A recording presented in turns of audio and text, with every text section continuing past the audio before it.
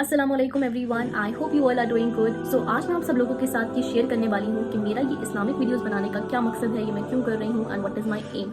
सो क्योंकि मैं खुद एक यंगस्टर हूँ तो मैं चाहती हूँ कि मैं स्पेशली यूथ को ज़्यादा से ज़्यादा ये मैसेज दूँ कि हमारा दिन पर चलना कितना ज़रूरी है, नमाज का हमारी लाइफ में कितना इंपॉर्टेंट रोल है और दीन कितना आसान है। क्योंकि हम ज़्यादातर पूरी ज़िंदगी दुनिया बनाने में, एक अच्छा लाइफस्टाइल पाने में लगा देते हैं, एक अच्छा घर, एक अच्छी गाड़ी, एक अच्छा बिजनेस सेटअप करना, राइट, जिसमें कोई बुराई नहीं है। अगर हमें हलाल हराम का फ़र्क पता हो तो हम वो भी कर सकते हैं। But just tell me one thing, अगर हमें दुनिया में सब कुछ इतना परफेक्ट चाहिए तो क्या आखिरत में हमें नहीं चाहिए? क्या आखिरत में हमें जन्नतुल फिरदौस नहीं चाहिए? हमें वहाँ उससे कम नहीं चाहिए ना? तो उसके लिए हमें क्या करना है? बस थोड़ी सी कुछ चीज़ें छोड़नी है या कुछ चीज़ों का फ़र्क पता करना है, हलाल और हराम का।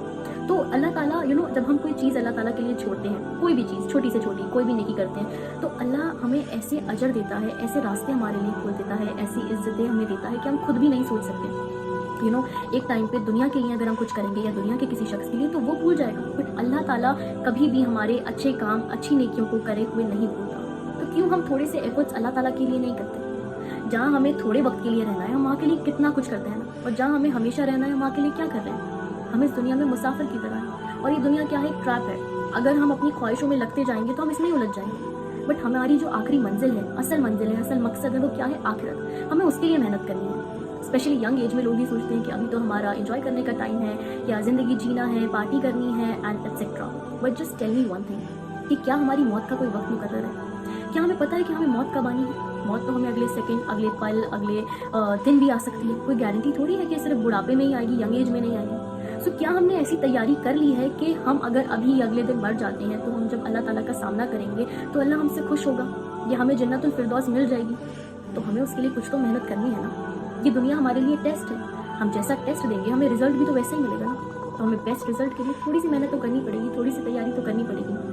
और अल्लाह ताला को सबसे ज़्यादा पसंद है वो इबादत जो जवानी में, यंग एज में की जाए। क्योंकि इस टाइम पे एक इंसान के पास सब कुछ होता है करने के लिए, फिर भी वो अल्लाह ताला के लिए सब कुछ छोड़ देता है।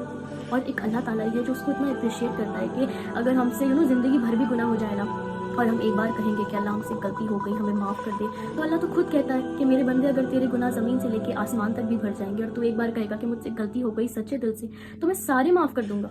और एक अल्लाह ही है जो हमारे गुनाहों को, गलतियों को माफ़ करके उसको याद नहीं कराता, जज नहीं करता, दोहराता नहीं है, इवन उसमें पर्दा डाल देता है। सो ऐसा कौन है? कोई भी नहीं है। तो क्या हम अल्लाह ताला के लिए कुछ चीज़ें नहीं छोड़ सकते, कुछ नेकियां नहीं कर सकते? क्योंकि हमें जन्नतुल फिरदौस में अल्लाह ताला का दीदार करना है, तो उसके लिए हमें कुछ तो सेक्रीफाइस करने पड़ेंगे ना। और सेक्रीफाइस भी बहुत इतना कोई मुश्किल नहीं है, बहुत छोटे हैं, जिसके बदले हमें ऐसी ऐसी चीज़ें मिलेंगी जो हम सोच भी नहीं सकते। सो प्लीज़ कोशिश करें कि स्पेशली यंग एज में अल्लाह ताला की ज़्यादा से ज़्यादा इबादत करें, क्योंकि वो लोग जो जवानी में अल्लाह ताला की इबादत करेंगे वो क़यामत के दिन अल्लाह ताला के खास साए में होंगे। सो इससे ज़्यादा खुश नसीबी और अच्छी बात क्या हो सकती है?